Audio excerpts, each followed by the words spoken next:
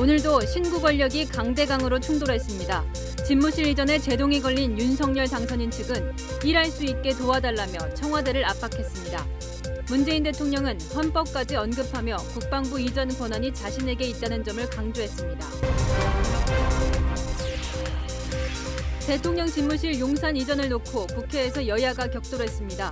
안보 공백 여부를 두고 국방부는 우려를 표했고 합참은 문제가 없다고 답해 서로 엇갈렸습니다.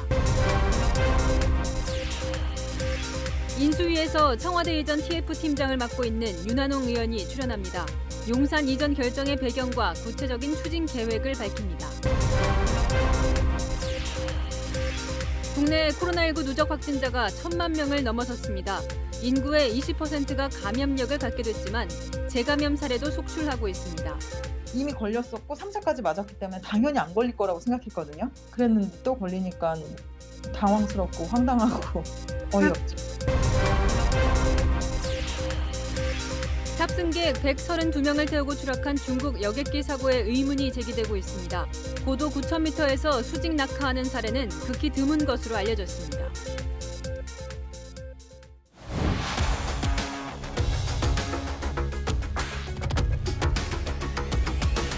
뉴스 시작합니다. 저는 동정민입니다. 이 대통령과 대통령 당선인 간의 이 강대강 충돌은 해법을 찾지 못하고 있습니다. 오늘 오전 10시 같은 시각 당선인은 인수위 회의를, 대통령은 국무회의를 각각 주재하며 용산 집무실 이전과 관련해 논의를 했는데요. 양측이 만나서 풀기보단 일단 국민들을 향해 상대 책임이 더 크다는 여론전에 돌입한 모양새입니다.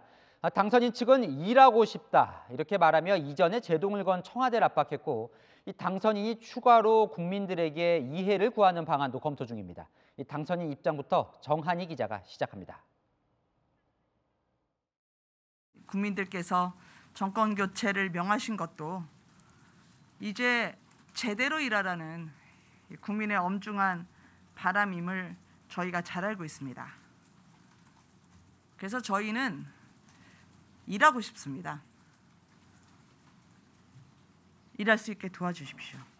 윤석열 대통령 당선인 측이 오늘 첫 브리핑에서부터 청와대를 압박하고 나섰습니다.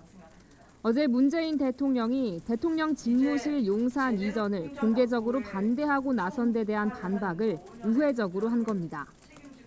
점령군 행세를 한다는 비판에도 맞불을 놨습니다. 저희는 무서운 세입자가 아닙니다. 그래서 5월 10일 0시라고 말씀을 드리는 것은 그날부로 윤석열 당선인이 공식적인 업무를 시작하는 날이기 때문에 그러한 상징성을 갖고 저희가 책임감 있게 국민과의 약속을 지키겠다라는 것을 말씀드린 겁니다. 저희 주무시는 분을 저희가 어떻게 나가라고 합니까? 윤석열 당선인은 문 대통령의 이전 반대에 대해 공개적인 발언은 하지 않았습니다. 다만 현 정부가 인수인계 협조를 방해한 것 아니냐는 불편한 심기를 주변에 드러낸 것으로 알려졌습니다. 또 문 대통령의 공개 반대 상황에서 문 대통령과의 회동이 무의미할 거라는 회의적 분위기가 당선인 주변에서 감지됩니다. 윤 당선인은 조만간 용산 이전에 대해 설명하고 이해를 구하는 자리를 또 가질 것으로 보입니다. 윤 당선인 측 관계자는 당선인이 민생 현장에 가서도 국민들을 설득할 것이라고 말했습니다. 직접 용산 주민들을 만나 이전 계획과 취지를 설명하는 방안이 검토되고 있습니다. 채널A 뉴스 정한입니다. 군 통수권자로서 책무를 다하는 것이 마지막 사명이다. 문재인 대통령은 국무회의에서 직접 이 불편한 심기를 드러냈습니다. 안보 공백이 우려돼 용산 집무실 이전에 동의할 수 없다는 거죠. 인수위가 요청한 이전 비용 예비비 안건은 상정도 하지 않았습니다. 박재희 기자입니다. 문재인 대통령의 대통령 집무실 용산 이전 반대 의지가 점점 강해지는 분위기입니다. 헌법이 대통령에게 부여한 국가 원수이자 행정 수반, 군 통수권자로서의 책무를 다하는 것을 마지막 사명으로 여기겠습니다. 헌법까지 언급하며 국방부와 합참의 이전 결정 권한이 군 통수권자인 자신에게 있다는 점을 분명히 한 겁니다. 문 대통령은 어제 안보 공백을 이유로 윤석열 대통령 당선인의 대통령 집무실 용산 이전에 제동을 걸었는데 오늘도 안보란 말을 5번이나 언급했습니다. 우리 군이 최고의 안보 대비 태세를 유지해야 할 때입니다. 안보에 조그마한 불안 요인도 있어서는 안 됩니다. 한반도 정세에 긴장이 고조되는 상황에서 무리한 집무실 이전으로 국가 안보에 빈틈이 생겨서는 안 된다는 겁니다. 인수위가 안보 공백 우려를 해소할 만한 대응책을 가져오지 않는 이상 문 대통령 임기가 끝나는 5월 9일 자정까지 집무실 이전은 실행되지 않을 가능성이 커졌습니다. 실제 오늘 국무회의에서는 인수위 운영경비 27억 600만 원은 의결됐지만 집무실 이전을 위한 예비비는 상정조차 되지 않았습니다. 문 대통령은 윤 당선인이 폐지를 약속한 여성가족부를 격려하는 듯한 발언도 했습니다. 문 대통령이 국무회의에서 여가부 장관으로부터 보고를 받고 공공부문에서 목표 이상으로 여성 대표성을 높여나가고 있다고 평가했습니다. 채널A 뉴스 박재입니다. 용산 집무실 이전으로 인한 안보 공백이 있다는 대통령과 없다는 당선인, 누구 말이 맞을까요? 국회 국방위원회에 출석한 군 당국 의견도 엇갈렸습니다. 국방부 장관은 우려가 크다고 했지만 합동참모본부 차장은 문제될 것이 없다고 말했습니다. 최수연 기자입니다. 윤석열 당선인의 용산 집무실 이전을 놓고 여야가 국방부를 상대로 설전을 벌였습니다. 서우 국방부 장관은 집무실 조기 이전에 따른 부작용을 토로하며 우려를 표했습니다. 왜 국민들께서 이렇게 반대 여론이 높다고 생각하십니까? 이제 너무 좀 빠른 시간 내에 이게 검토 없이 배치 조정이 되는 것에 대한 우려가 많으신 것 같습니다. 2달 이내 가능합니까? 정상적인 절차라면 그렇게 하지 않을 걸로 보입니다. 국민의힘 의원들의 공세에도 답변은 같았습니다. 안보 공백이 발생하는 건 아니잖아요. 군사적으로는 이제 물리적인 어려움 이런 게 있다, 우려가 있다는 것은 이제 저희들이 얘기를 했고요. 실제 군사 대응을 하는 합동참모본부 등의 의견은 달랐습니다. 새로운 대통령 집무실이 들어온다 그래서 합참에 작전하고 있는 이 상황에서 빈틈이 있습니까? 없습니까? 네, 현행 작전 대비 태세 측면에서는 제한이 없을 것으로 판단하고 있습니다. 국정 공백이나 또 이 안보의 공백이 생기지 않을 수 있도록 기술적으로 문제가 있습니까? 없습니까? 통신망이나 이런 부분들은 기간을 주고 상호 협력을 하면 해결할 수 있는 부분들이 있다고 생각을 합니다. 인수위원회는 부처 가운데 국방부로부터 첫 업무 보고를 받아 안보를 중시하겠다는 윤 당선인의 의지를 강조했습니다. 채널A 뉴스 최수연입니다. 자, 지금부터는 대통령의 제동 이후, 그 이후 인수위 움직임 저희가 단독 취재한 내용들로 이어갑니다. 당선인 측은 청와대 완전 개방으로 돌파하겠다는 계획인데요. 이 취임 첫날 문재인 대통령이 머물던 관저까지 전면 개방하겠다고 나섰습니다. 안보겸 기자의 단독 보도입니다. 5월 10일 0시부로 윤석열 당선인은 청와대 완전 개방 약속을 반드시 이행하겠습니다. 윤석열 대통령 당선인 측이 대통령 취임 날인 오는 5월 10일 당장 개방하는 청와대 대상 목록에 문재인 대통령이 머물고 있는 관저를 포함시켰습니다.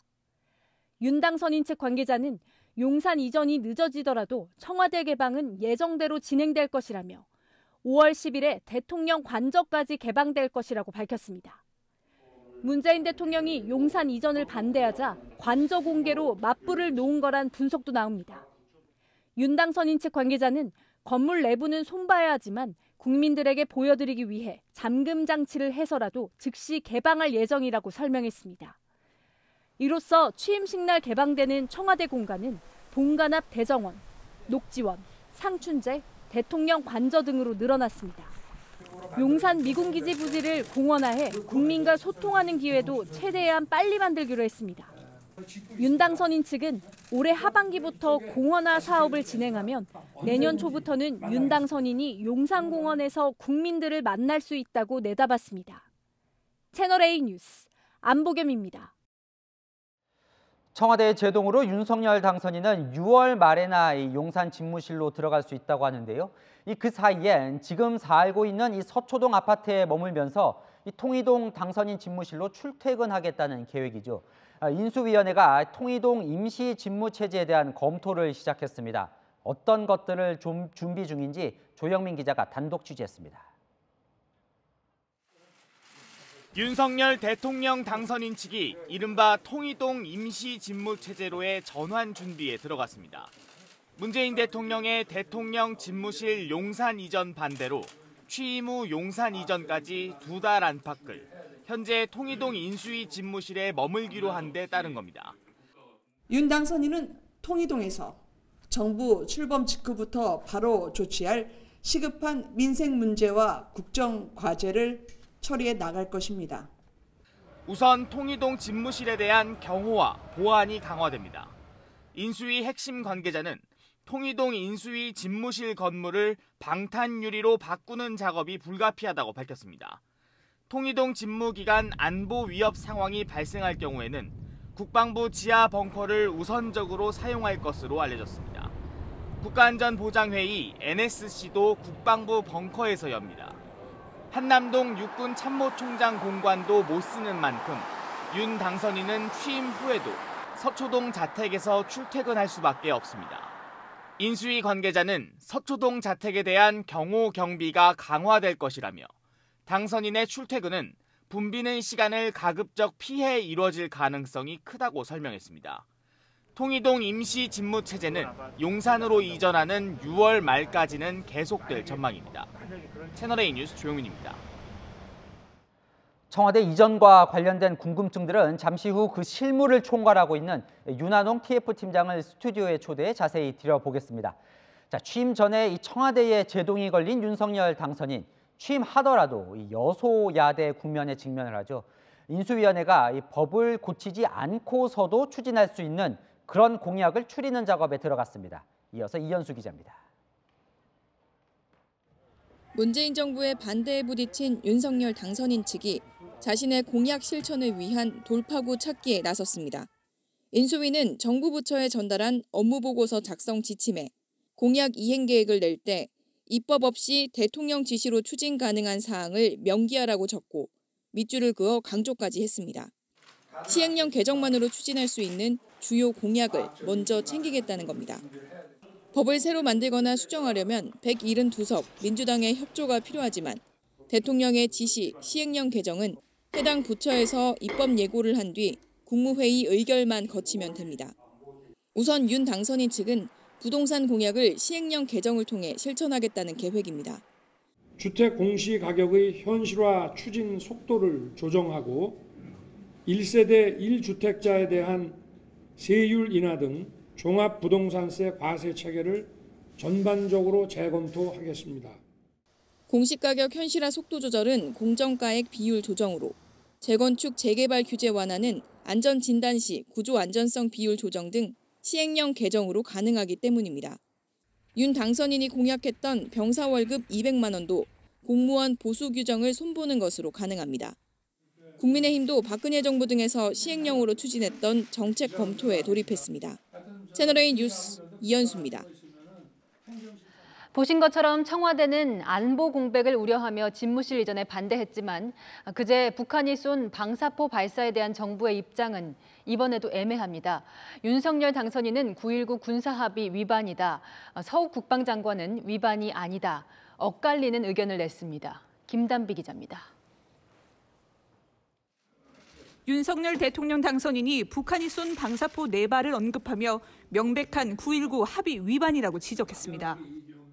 올해만 해도 11번째인데 지금 방사포는 처음이죠. 그죠? 방사포는 9.19 위반 아닙니까? 이건 명확한 위반이죠. 그러면서 군 당국의 안보 상황을 빈틈없이 챙겨달라고 당부했습니다. 하지만 서욱 국방부 장관은 국회에 나와 군사합의 위반이 아니라고 선을 그었습니다. 9.19 군사합의 그 지역 범위 내에 있어요? 아닙니다. 그보다 훨씬 북쪽입니다. 국보를 보지 못했는데 국방부 합의한 지역은 아닙니다. 2018년 남북은 적대 행위 중지 차원에서 서해의 경우 남쪽 덕적도부터 북쪽 초도 사이 135km 구간을 완충 수역으로 두고 포사격과 기동 훈련을 금지하기로 합의했습니다. 서 장관은 북한의 방사포 발사 지점이 완충 수역 북쪽이라는 이유로 위반이 아니라고 주장했습니다. 하지만 김은혜 당선인 대변인은 방사포 발사 장소와 낙하 지점이 명확하지도 않은 상태에서 9.19 합의 위반이 아니라고 단정하는 것은 북한 감싸기라고 날을 세웠습니다. 완충 수역에 탄이 떨어져도 합의 위반인데 군은 방사포가 어디에 떨어졌는지 명확하게 밝히진 않고 있습니다. 문재인 정부는 그동안 북한이 수없이 미사일과 방사포를 쏴도 대남이 아닌 대미용이다. 남쪽 우리 방향으로 쏘지 않았다. 우리도 미사일 시험 발사를 한다는 이유로 합의 위반이 아니라고 했습니다. 하지만 앞으로 윤석열 정부는 북한 도발과 군사 합의 위반에 대해 보다 엄격하게 원칙대로 대응할 것으로 보입니다. 채널A 뉴스 김담비입니다. 국민의힘은 안보 공백을 우려하는 문재인 대통령이 정작 올해에 국가안전보장회의를 직접 주재한 적이 몇 번 없다고 공세를 펴니다. 올해 열린 NSC를 전혜정 기자가 정리했습니다. 문재인 대통령은 올해 열린 24번의 국가안전보장회의 NSC 중 4번만 직접 주재했습니다. 그중 북한 미사일 발사 관련 회의는 단 한 번에 그쳤는데 북한이 7차례 미사일 발사를 한 뒤였습니다. 과거 북한의 도발 국면에서도 문 대통령의 NSC 참석은 많지 않습니다.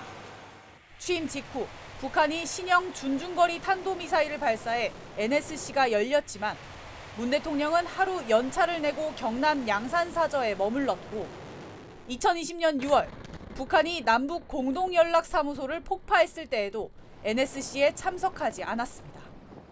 2018년 6월 이후 축소된 한미연합훈련은 좀처럼 복원되지 않고 있습니다. 키 리졸브는 동맹이라는 이름의 한미연합지휘소 연습으로 대체됐고 키 리졸브와 함께 진행됐던 독수리 훈련 역시 연대급 이상 훈련은 한미가 각자 단독으로 하고 대대급 이하 연합훈련만 하고 있습니다. 대신 북한의 유화적인 발언은 임기 말까지 계속됐습니다. 지금은 남과 북의 의지와 협력이 무엇보다 중요한 때입니다. 평화를 지속시키기 위한 대화의 노력이 계속되어야 합니다. 청와대는 문 대통령의 NSC 참석이 저조하다는 지적에 대해 보통 서훈 국가안보실장이 상임위원회를 주재하지만 필요하다고 판단되면 문 대통령이 직접 전체 회의를 주재한다며 상황과 격에 맞게 대처하고 있다고 설명했습니다. 또 문재인 정부는 역대 어느 정부보다 국방력 강화를 추진해왔다며 안보를 소홀히 했다는 지적을 반박했습니다. 채널A 뉴스 전혜정입니다. 네, 당선인의 청와대 이전 실무를 총괄하고 있는 TF팀장 윤한홍 의원 모시고 직접 궁금한 내용들 좀 이야기 들어보겠습니다. 어서 오십시오. 안녕하십니까. 네, 나와주셔서 감사합니다. 자, 그런데요. 집무실 이전과 관련해서 청와대와 이렇게 그 전에 뭐 상의 같은 건 안 하셨나요?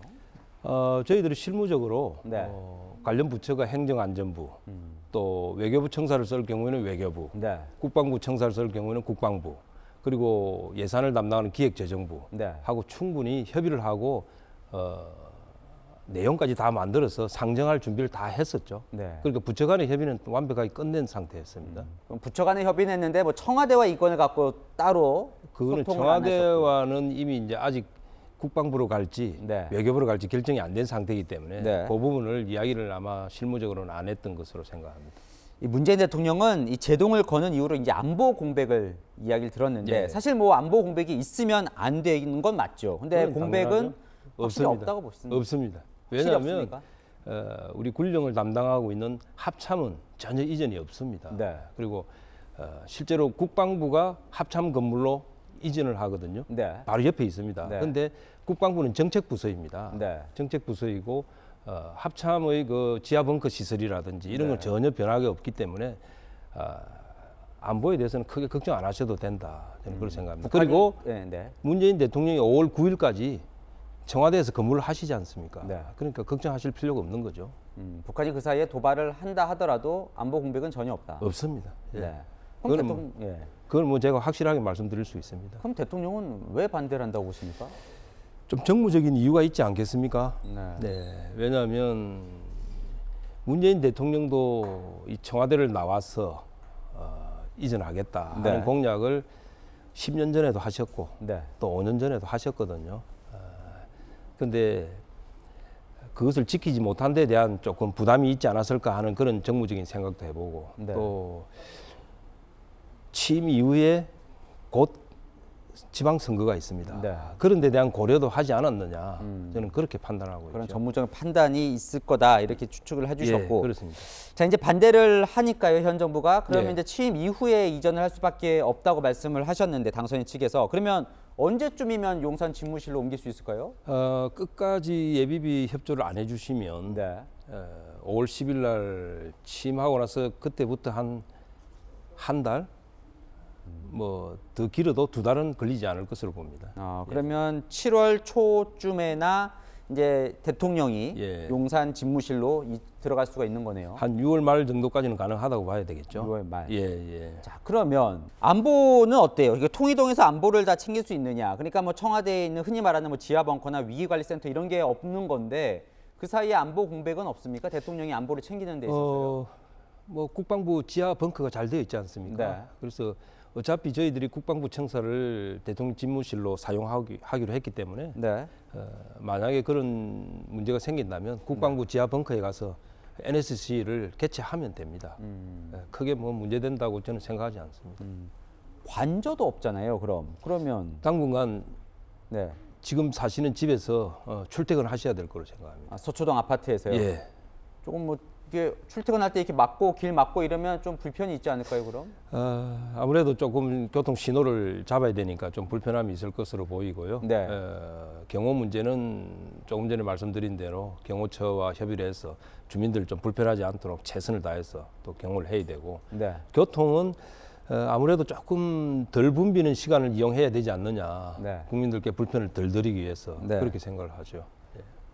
그 기간만이라도 청와대에 들어가서 있으실 수는 없으시는 겁니까? 꼭 통이동에 계셔야 되는 이유가 있으십니까?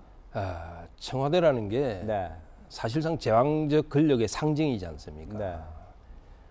뭐 저도 그렇고 우리 당선인께서 너무나 명확하게 생각하시는 것이 왜 역대 대통령들이 공약을 다 했지만 이게 실천이 안 됐을까?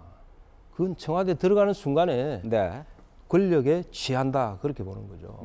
그래서 들어가게 되면은 현안에 집중해야 되고 이 청사를 옮긴다든지 집무실을 옮기는 일에 시간을 허비할 아마 여분도 거의 없다고 저는 생각을 합니다. 그러니까 왜 이 말씀을 드리냐면 이제 반대하는 쪽 이야기를 들어보면 이제 안보 공백은 차치하고 두 가지인 것 같아요. 왜 이렇게 이제 급하게 추진을 하느냐? 또 하나는 이 거액을 들여서 꼭 세금을 써야 하느냐? 이게 두 가지인 것 같은데. 그러니까 취임하고 천천히 좀 뭐 국민 의견도 좀 듣고 뭐 주민들 의견도 듣고 이렇게 가는 게 낫지 않겠냐라는 건데 거기에 대해서는 지금 이제 방금 말씀드렸고요. 또 예산 문제는 돈 문제예요. 사실은 저희들이 이제 이사비라든지 또 건물 리모델링이라든지 뭐 이런 걸 뽑아 보니까 500억이 채 안 듭니다. 근데 이제 뭐 반대를 위한 반대, 또 비난을 하기 위해서 뭐 1조가 든다든지 5천억이 든다든지 뭐 이런 공격들을 많이 하시는데 전혀 그렇지 않다. 제가 그 말씀을 다시 한번 강조를 드리고 만약에 1조가 들 것 같으면 저한테 주십시오. 제가 500억만 쓰고 9,500억 그대로 돌려드리겠습니다. 그러면 국민들과 용산으로 집무실 간 이후에 용산공원에서 실제로 시민들이 대통령과 만나고 하는 건 언제쯤부터 그게 가능할 거라고 보세요? 저는 6월 달까지 그게 환수가 되면 공원 조성 사업을 마친다 해도 내년 초 정도는 가능하지 않을까 싶고요. 만약에 용산공원 조성이 완성이 안 되더라도 그 전에라도 개방을 해서 그 주변에 국민들이 들어올 수 있도록 그렇게 계획을 세우고 있습니다. 청와대 일각에서는 이 9일 뭐 0시 바로 개방한다고 하니까 너무 압박하는 거 아니냐, 뭐 아직 끝나지도 않았는데 너무 뭐 나가라는 거 아니냐 이런 얘기도 좀 들리는 것 같은데요. 근데 법적으로 따지면 5월 9일 밤 12시까지 근무하게 돼 있죠. 그렇지만은 아마 종전에도 보면 5월 10일 날 아침에 대부분 간 걸로 저희가 기억하고 있거든요. 그러면 5월 10일 아침쯤이면 개방이 되지 않을까 그렇게 생각하고 있습니다. 그런데 이 당선인과 대통령이 이 기싸움 성격에 너무 이 벼랑 끝 대치로 가는 거, 이거에 대한 우려도 있는데 이렇게 시끄럽지 않게 좀 할 수는 없는 겁니까? 뭐 만난다든지 뭐 이렇게 풀 수는 없는 문제인가요? 그 부분은 아마 서로 간에 다 필요하지 않겠습니까? 네. 왜냐하면 인수위를 운영하는 취지가 네. 사실상 인수위가 발족을 하면 현재 정부는 사실상 거의 모든 일이 종료가 되고 네. 다음 정부를 위해서 업무 인수 인계하는 데 집중을 하게 돼 있는 겁니다. 네. 그런 취지를 잘 살린다면 두 분이서 뭐 만나서 대화하고 잘 풀려나갈 것으로 그렇게 기대하고 있습니다. 그럼 만나는 소통은 계속 하시는 거죠? 그렇죠. 하고 있습니다. 하고 계신 거고요. 예, 저희들은 뭐 수시로 설명회를 가질 계획을 하고 있고요. 네. 또 우리 당선인께서도 국민들과 소통하겠다고 하셨고 또 이게 대통령 집무실을 옮길 때 제일 1층을 프레스 센터로 만들고 전부 네. 기자들 공간으로 만들겠다고 했거든요. 네. 그 정도로 국민들과 소통의 의지가 강하기 때문에 네. 중간중간 국민들께 알리고 소통할 계획입니다. 네. 알겠습니다. 오늘 말씀 여기까지 듣겠습니다. 네, 예, 감사합니다. 고맙습니다. 네, 윤한홍 의원이었습니다. 네, 대통령 집무실 용산 이전을 강하게 반대하는 여권은 어떤 근거를 준비했을까요? 채널A가 민주당 정책위가 의원들에게 배포한 반대 논리의 자료 내용을 입수했습니다. 최선 기자가 단독 취재했습니다. 더불어민주당 정책위원회가 대통령 집무실 용산 이전의 법률 위반 여부를 점검한 내부 보고서입니다. 대통령 집무실 용산 이전이 인수위법 위반인지, 미군 용산기지 반환이 제대로 될지 등을 검토했습니다. 청와대, 국방부 이전을 위해 예비비, 즉 정부 예산을 쓰는 건 정부 출범 준비라는 인수위 고유 업무를 넘어선 것으로 보는 것이 타당하다고 했습니다. 또 주요 전시 물자까지 이동해야 해 군 통수권을 이양받지 않은 상태에서는 월권 행위라고도 했습니다. 결국 청와대 협조 없이는 이전은 불가능하다고 결론 내렸습니다. 실제 민주당 의원들은 이 논리로 공세를 폈습니다. 국군 통수권은 군령과 군정으로 나누지 않습니까? 국방부 청사 이전하고 배치하는 것도 군정 분야입니다. 당선인 신분은 인수위를 통해서 국정강제를 정리하고 대통령 취임 이후에 실제 대통령 권한을 가지고 실행을 하는 겁니다. SNS에서도 국방부와 합참 이전은 군 통수권 이양 전 월권 행위라며 여론전을 이어갔습니다. 민주당은 이 문서를 어제 오후 172명 의원 전원에게 배포했습니다. 비슷한 시간 청와대에서도 군 통수권을 내세워 용산 이전을 반대해 당청 간 교감이 있었던 게 아니냐는 관측도 나옵니다. 국가 안보는, 군 통수는 현 정부와 현 대통령의 내려놓을 수 없는 책무입니다. 민주당은 또 미국의 용산기지 반환이 윤 당선인 예상대로 되지 않고 미군기지 환경 정화 비용도 문제가 될 거라고 진단했습니다. 채널A 뉴스 최선입니다. 국민의힘은 청와대가 집무실 이전에 제동을 거는 것이 대선 불복이라는 주장을 이어가고 있습니다. 격양된 당 분위기를 홍지은 기자가 취재했습니다. 문재인 대통령이 새 정부 용산 시대에 급 제동을 걸자 국민의힘은 대선 불복이라고 비판했습니다. 상식 있는 국민들 눈에는 대선 불복으로 비칠 수밖에 없습니다. 임기 마지막까지 점스럽고 민망하게 행동한다고 평가할 것이 아닌가 우려됩니다. 이전을 위한 예비비 의결을 막고 돈줄을 틀어지고 있는 것도 어처구니 없다는 입장입니다. 문재인 정부의 예비비다 이런 말 하는 거는 말도 안 됩니다. 그럼 5월까지 대통령이 일정 부분 쓰신다 하더라도 그 뒤에는 후임 대통령이 쓰는 겁니다. 지난해 국회에서 예산을 통과시킬 때 새 정부가 쓸 예비비로 이미 편성한 것이란 설명입니다. 안보를 내세워 집무실 이전을 거부하는 것에 대해서는 격앙된 반응까지 보였습니다. 안보 위기 상황에서도 NSC를 연 적도 없는 그분들이 어느 날 갑자기 잘 확인도 안 되는 방사포 쐈다고 갑자기 NSC를 소집하고 안보 공백 운운하는 이 자체가 굉장히 저는 역겹습니다. 좀. 국민의힘은 북한과 협상한다며 한미 연합훈련을 제대로 안 하고 우리 세금을 들여 지은 연락사무소를 폭파해도 그냥 바라보는 게 진짜 안보 공백이라고 반박했습니다. 채널A 뉴스 홍지은입니다. 이 전기요금 인상 여부가 계속 관심이죠. 인수위원회는 이 원전 가동률을 높이면 요금 인상을 줄일 수 있다고 보고 있습니다. 다음 달 한울 6호기를 재가동시킬 수도 있는데요. 그러려면 원안위원회의 문턱을 넘어야 하는데 위원 다수가 여권 추천 인사입니다. 안건우 기자입니다. 산업통상자원부의 모레 업무보고에선 탈원전 폐기 방침 등이 다뤄질 전망입니다. 인수위의 과제는 2005년 100%에 육박했다가 문재인 대통령 취임 이듬해 65%까지 떨어졌던 원전 이용률을 끌어올리는 겁니다.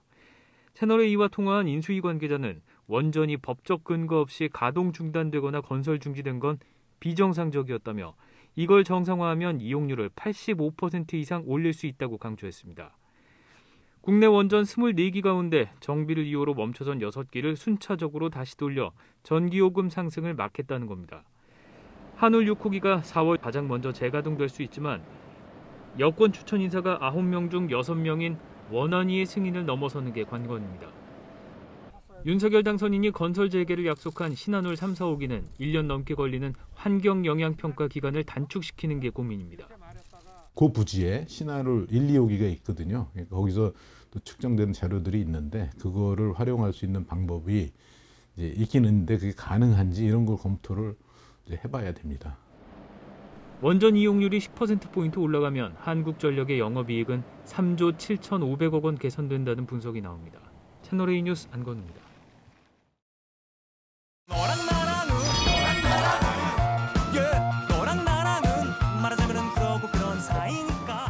네, 여랑야랑 정치부 김민지 기자와 함께합니다. 첫 번째 주제 보시죠.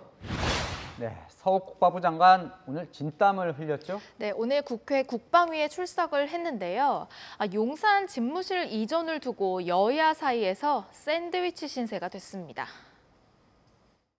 당선인이 무섭습니까? 지금 뭐 국보위 시절이 아니잖아요. 군에서 못하겠다 해야죠. 여기 우유부단한 모습을 보이면 안 되고 상당한 결기 있는 모습을 보여준다고 생각하는데 전시가 되면 대포공 2가 되면 그 강남에 있는 모처로 이동하시죠. 예. 청와대도 이동하죠. 뭐 그래 다 이동하잖아요. 그 위치도 이야기 안 했지 않습니까? 보안 사안을 좀 물어보니까 난감해하는 모습도 보이네요. 네, 민주당은 윤 당선인이 일요일에 기자회견 도중에 벙커 위치를 말한 부분을 공격했었잖아요. 오늘도 서 장관의 답변을 이용해서 공세를 폈습니다. 용산 국방부 내에 지하 벙커 있어요? 좀 얘기를 안 했으면 하는 게 이제 저희들 생각인데. 지하 벙커 있냐고요? 지하 통로 있어요? 의원님, 그런 말씀은 좀 제가 비공개로 해주시죠. 아주 적절한 답변입니다. 그 말씀을 지금 못 하시는 거예요. 법 때문에, 보안 때문에, 안보 때문에.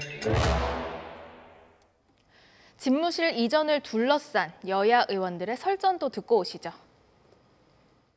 국군 통수권자가 되실 분이 군을 이렇게 존중하지 않아주고 말이죠. 일방적으로 어디 20일 만에 짐을 싸라. 무슨 야반도주 합니까? 이사하는데 2개월이면 어느 정도 부담 없이 할 수 있다. 우리는 장난하는 것도 아니고 이거 이렇게 옮기게 되면요. 뭐가 씌어서 그러는 거 아니냐 이런 생각을 할 거라고 봐요. 국민들이. 이사가 아니고 공간 재배치죠. 신권력과 구권력이 조금만 협의를 하면은 공백 없는 거 아닙니까? 참이 물러섬이 없네요. 자, 국방위원회다 보니까 이 안보 공백을 두고도 좀 충돌했겠죠. 네, 그동안 안보 공백을 지적해온 건 국민의힘 쪽이었는데요. 다른 국면도 벌어졌습니다. 국방부 지역은 무인기 침투에 대한 대비가 제대로 안 돼 있잖아요. 대통령이 가 있는데 무인기에 의해서 테러가 일어나면 안보 공백 아닌가요? 10번 미사일 발사할 때마다 대통령께서는 몇 번 참석하셨습니까? NSC 회의에? 북한의 미사일이 더 큰 안보 위협이지 용산 이전에 관련해서 직접 주재를 하시고 미사일 쏜 건 딱 한 번만 참석하셨어요. 네, 다음 주제 넘어가겠습니다. 앞서 이 청와대와 당선인이 여론전에 들어갔다고 전해드렸는데 서로 절대 아니라고 하는 게 있네요. 네, 먼저 박수현 대통령 국민소통수석은요. 우리가 목리를 부리는 게 절대 아니라고 하고 있습니다. 이전을 반대하는 것이 아니라고 얼마나 여러 차례 말씀을 드렸습니까? 반대한다거나 친구 권력의 갈등, 충돌 이런 것이 전혀 아니라는 것을 저희가 절대 다른 뜻이 없다니까 절대 이전 반대나 이런 게 아니라는 것을 목리를 부린다 이런 일이 있어서는 안 된다는 것이죠. 은밀하는 인상을 주는 게 아무래도 좀 부담인가 보죠. 네, 국민의힘은 문재인 정부가 지키지 못한 약속을 해내려 하는 윤석열 당선인을 향해 목리를 부리고 있다, 이렇게 공격하고 있거든요. 오늘 박수현 수석은 문 대통령이 모범적인 인수인계를 여러 차례 강조했다고 덧붙였습니다. 자, 이 반면 당선인 측은 이 집무실 이전이 세금 낭비가 아니다, 이렇게 강조하고 있나 보죠. 네, 힘든 국민들도 많은데 굳이 집무실에 거액을 써야 하느냐, 이런 비판을 의식해서인데요. 오늘 김은혜 대변인은 집무실을 옮겨도 돈이 들게 리모델링을 왜 하느냐며 당선인이 본인을 위해서 돈을 더 드리라고 할 스타일은 아니라고 설명했습니다. 어제는 이전 비용 질문에 예민한 반응을 보이기도 했습니다. 1조는 어떤 근거로 산출이 된 거죠? 기자님들이 모르시면 국민분들이 모르시는 거죠. 목리와 낭비가 아니라는 이 대통령과 당선인의 주장을 믿고는 싶지만 왜 그런 의구심을 받는지도 돌아보면 좋겠습니다. 취임까지 49일이나 남았는데요. 계속 이 건으로 다툴지도 궁금합니다. 네, 열한야랑이었습니다. 네, 코로나 누적 확진자 수가 1,000만 명을 넘어섰습니다. 국민 5명 중에 1명은 걸렸다는 거죠. 재택 치료자만 180만 명. 이 가족이 확진이 되면 이 다른 가족들은 감염을 피하기 위해 이 외부 안심 숙소를 이용할 수 있지만 이 역시 이미 만실입니다. 황규락 기자입니다. 방역복을 입은 호텔 직원이 손님을 맞습니다. 감염 우려로 확진 가족과 떨어져 지내려는 가족들에게 일주일간 객실을 무료로 제공하는 안심 숙소입니다. 동생이 먼저 확진되고 그다음에 어머니까지 다 증상이 계속 있어서 저도 그렇게 되고 좀 많이 불안했어요. 서울시가 운영하는 안심 숙소 2곳의 객실 수는 143개. 매일 오후 2시에 남은 객실을 인터넷으로 예약받는데 3분이면 마감됩니다. 그래도 하루에 한 200통 정도씩 그 문의들이 좀 오고 계시고요. 오픈 당시 한 5분 이내로 방 예약이 다 모두 차고 있습니다. 1박 2만 원에 일주일간 묵을 수 있는 구청 안심 숙소에도 문의가 빗발칩니다. 객실 나는 데서 지금 저희가 계속 드리고 있거든요. 하루에 한 5객실에서 한 10객실 정도는 이렇게 나오곤 있거든요. 매일 확진자가 3, 40만 명씩 쏟아지면서 재택 치료자도 180만 명을 넘어섰습니다.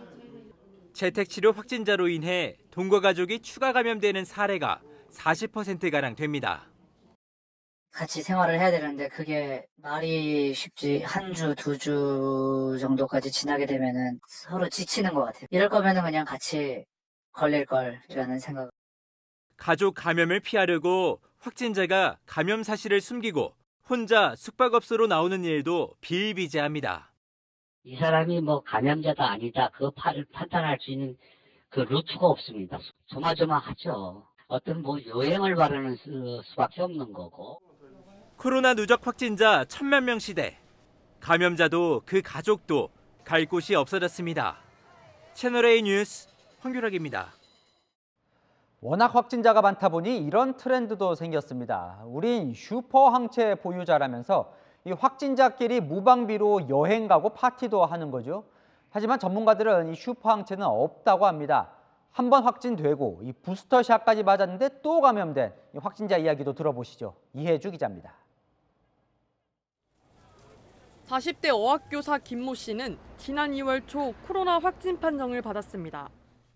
지난해 5월 코로나에 한 차례 감염됐었고 이후 3차 백신 접종까지 마친 상태였습니다. 이미 걸렸었고 3차까지 맞았기 때문에 당연히 안 걸릴 거라고 생각했거든요. 네, 그랬는데 또 걸리니까 당황스럽고 황당하고 어이없죠. 후각과 미각을 잃고 생활치료센터에 들어가 치료를 받았던 첫 감염 때와는 증상도 달랐습니다. 인후염처럼 목이 너무 아프고 감기 몸살처럼 몸도 이제 아프고 그거인 것 같아요. 그때보단 덜 아팠어요. 2번 걸리고 나니 3번도 걸릴 수 있겠구나 걱정이 앞섭니다. 당연히 엄청 눈치 보이죠. 애들한테도 너무 미안하고 또 다른 변이가 나왔을 때는 다시 걸릴 수도 있다는 생각이 좀 들기도 합니다. 지난해 12월 확진 판정을 받은 이모 씨. 이달 초 다시 감염됐습니다. 100일도 안 돼 코로나에 걸렸다는 사실이 아직도 믿기지가 않습니다. 한동안 차고라고 생각해서 솔직히 안 믿었어요. 또 걸려보고 나니까 이게 걸렸어도 안심할 수 없구나. 그래서 지금은 되게 조심하고 있습니다. 국내 재감염 사례는 290명으로 많지 않지만 오미크론 대유행 속에 올 들어서만 절반 가까이 발생했습니다. 바이러스의 변이가 지속이 되고 그다음에 감염으로부터의 시간이 경과가 되면 재감염률이 높아지거나 돌파 감염률이 높아지는 건 너무나 자연스러운 현상이고요. 코로나 정점이 다가오고는 있지만 슈퍼왕체에 대한 맹신은 금물이라고 전문가들은 지적합니다. 채널A 뉴스 이혜주입니다. 경남 사천에서 형제 3명 중 2명이 숨지고 1명은 혼수 상태로 발견됐습니다. 처음엔 형제 간 다툼으로 추정됐지만 유력 용의자는 따로 있었습니다. 사건의 전모를 배유미 기자가 취재했습니다. 경남 사천의 한 집 앞에 소방차가 서 있습니다. 구급대원들이 의식을 잃은 남성을 싣고 나옵니다. 어제 오전 이 집에서 60대 남성 2명과 50대 남성이 숨지거나 의식 불명 상태로 발견됐습니다. 피해자 3명은 5형제 중 둘째, 셋째, 넷째로 넷째 가족의 신고로 최초 발견됐습니다. 외부 침입은 적은 없어 보였습니다. 형제는 어머니가 살던 이 집에 모였다가 참변을 당했습니다. 처음엔 형제 간 다툼으로 추정됐는데 탐문 수사 결과 새로운 사실이 드러났습니다. 구급대가 도착한 직후 사건 현장을 벗어나는 차량이 블랙박스에 포착된 겁니다. 경찰은 해당 차량 운전자를 유력 용의자로 보고 추적에 나섰습니다. 30대 남성인 운전자는 숨진 형제 중 넷째와 지인 사이로 금전관계가 있었던 걸로 추정됩니다. 차를 버리고 달아나던 운전자는 오늘 인근 야산에서 숨진 채 발견됐습니다. 오늘 12시 반경에 사천대교 휴게소 있는 것을 발견하고 수색 중에 용의자가 극단적 선택을 하고 있는 것을 발견하게 되었습니다. 경찰은 남성이 극단적인 선택을 한 걸로 보고 사건 경위를 조사 중입니다. 채널A 뉴스 배유미입니다. 어제는 압구정의 복도식 아파트 절도 사건을 전해드렸습니다. 이번엔 시골의 전원주택들입니다. 보안이 허술한 점을 노려서 절도의 표적이 되고 있습니다. 공국진 기자입니다. 검은색 천으로 얼굴을 가린 남성이 한참 동안 집 주변을 서성입니다. 자신의 행동이 이웃집 CCTV에 찍히고 있다는 사실을 직감하자 CCTV 방향을 다른 곳으로 돌리기까지 합니다. 얼마 후 가스배관을 타고 지붕으로 올라간 남성. 2층 화장실 창문을 통해 집 안으로 들어갑니다. 범인은 30분 동안 현금 80만 원과 황금 열쇠, 다이아몬드 반지 등 2천만 원 상당의 귀금속을 싹쓸이했습니다. 처음에는 전혀 흔적이 없었어요. 들어갔을 때 빼놓고 나갔을 때 다시 원상태로 해놓은 그대로 했었어요. 근처 전원주택 3곳이 털렸고 다른 마을 3곳에서도 비슷한 범행이 잇따랐습니다. 이거 쫙쫙하잖아요. 근데 어떻게 이렇게 뜯었더라고요. 확인을 해본 게 뭐 별로 가져간 것은 없더라고요. 그런데 이 남성, 피해자들이 눈치채지 못하도록 뒷정리까지 하는 치밀함을 보였습니다.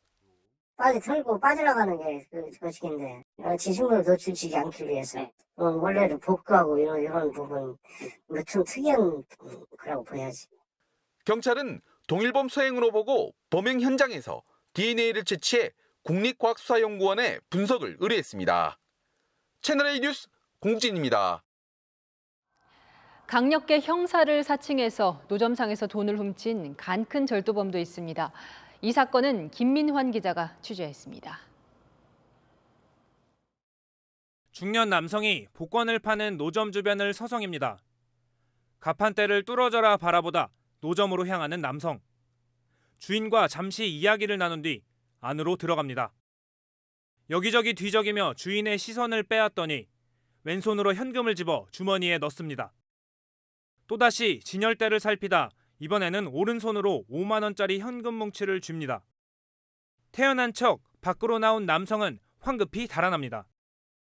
남성이 노점상에서 115만 원을 훔치는 데 걸린 시간은 단 1분 30초. 2달 전에는 차로 8분 거리의 다른 노점에서도 현금 70만 원을 훔쳤습니다. 남성은 주로 노인이 운영하는 노점만 골라 범행을 저질렀습니다. 남성은 강력계 형사를 사칭하며 불법 면세 담배를 단속하러 나왔다고 말했습니다.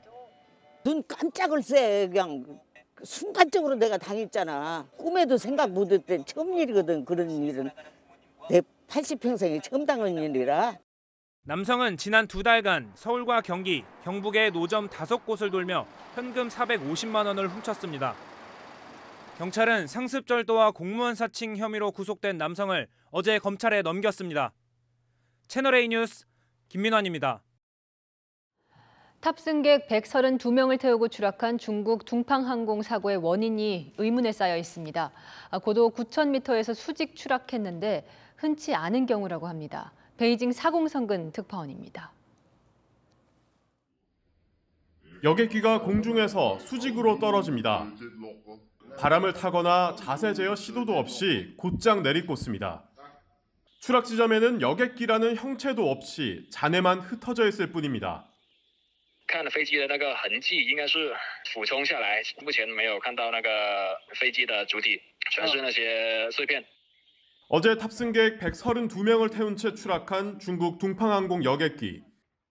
윈난성 쿤밍에서 출발해 광저우로 향하던 여객기는 고도 8,700m에 도달한 뒤 순항했지만 약 1시간 뒤 고도 8,869m에서 시속 560km의 빠른 속도로 수직 낙하했습니다.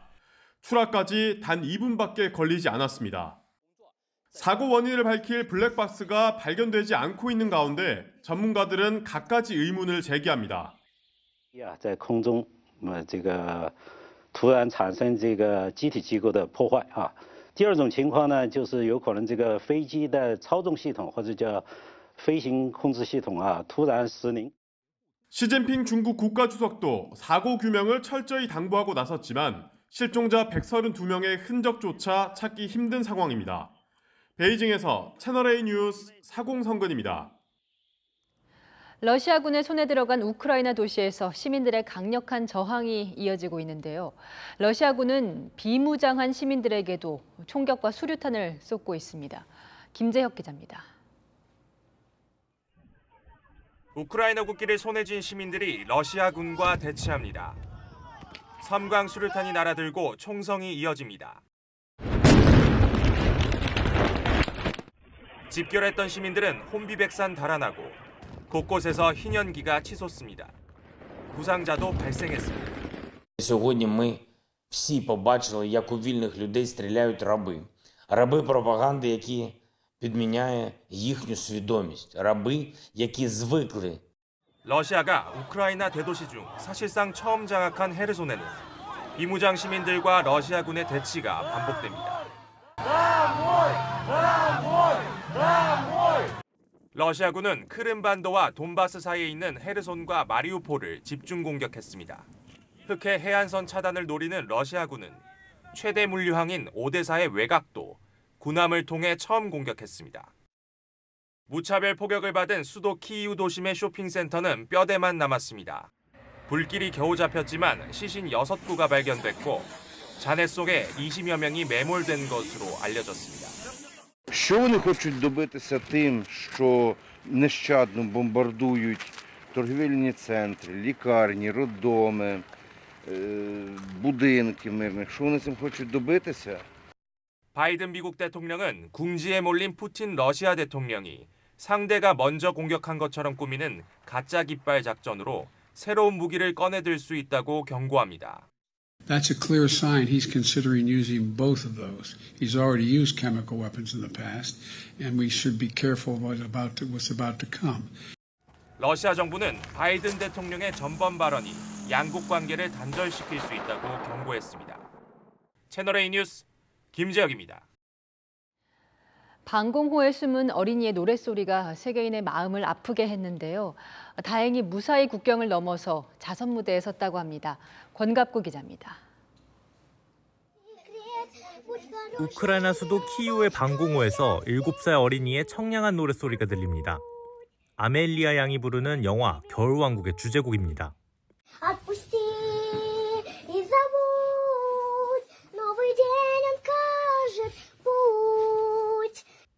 러시아군 침공을 피해 몸을 숨긴 시민들의 시선이 집중되고 눈물을 닦는 아기 엄마의 모습도 보입니다.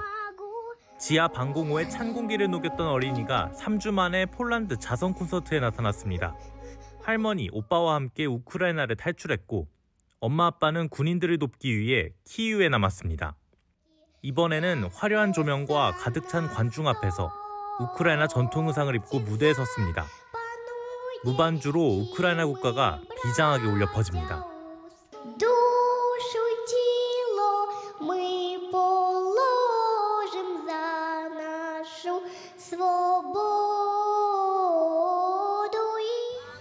최전방 하르키우의 지하대피소에도 흥겨운 자선 콘서트가 열렸습니다. 국기를 걸어놓고 화상으로 실시간 콘서트를 중계하며 국민들에게 힘을 보탭니다. 포성과 총성에 맞서 평화를 기원하는 노래가 전쟁에 지친 우크라이나인들에게 희망을 안겨줍니다. 채널A 뉴스 홍갑구입니다. 그림책 작가 이수지 씨가 아동문학의 노벨상이라고 불리는 안데르센상 수상자로 선정됐습니다. 한국 작가로는 처음입니다. 김태욱 기자가 만났습니다. 색종이는 아이들의 얼굴이 되고 흩뿌려진 물감은 물방울로 표현됩니다. 비발디의 음악과 물놀이의 추억이 만나 탄생한 작품은 새로운 세계를 만들어냅니다. 사실 그 놀이의 정수가 어린이들이잖아요. 어린이다움을 유지하기 위해서 놀이하는 기분으로 작업하고. 그림책 작가 이수지가 한국인 최초로 안데르센상 일러스트레이트 부문 수상자로 선정됐습니다. 아시아 작가로는 38년 만입니다. 종이책이 지닌 한계를 가볍게 뛰어넘고 책 재본선을 현실과 환상의 경계로 사용하기도 하는 독특한 상상력이 높은 평가를 받은 겁니다. 정말 여전히 너무 얼떨떨하고요. 어린이들을 향해 있는 매체에 저도 이제 하나의 몫을 담당하고 있다고 생각을 하면 정말 가슴이 뿌듯해지죠. 인어공주, 성냥팔이 소녀를 쓴 덴마크의 세계적인 작가 안데르센을 기리고자 1956년에 만들어진 이 상은 아동문학계 최고 권위를 인정받아 왔습니다. 아이들에게 새로운 세상을 알려주는 보람에 작가의 창작 욕구는 식을 줄 모릅니다. 이 책만 열면 들어갈 수 있는 세계가 있다는 것을 느끼고 언제든지 원할 때 갈 수 있는 사람으로 자라난다면 이보다 좋은 일은 없을 거 아니에요. 채널A 뉴스 김태욱입니다. 오늘 아침에 패딩 꺼내 입으셨다 낮 동안 따뜻한 봄볕에 후회하신 분들 계시죠? 내일은 이 봄볕이 자취를 감추겠습니다. 오전부터 낮 사이 제주엔 비가 조금 오겠고 내륙 지역에는 빗방울이 떨어지겠는데요. 때문에 종일 서늘한 기운이 감돌겠습니다. 아침은 좀 덜 춥지만 낮엔 오늘보다 3도 정도 떨어지는 만큼 너무 얇은 옷차림은 피해 주셔야겠습니다. 그래도 기온은 점점 올라서 주 후반엔 완연한 봄 날씨가 찾아올 전망입니다.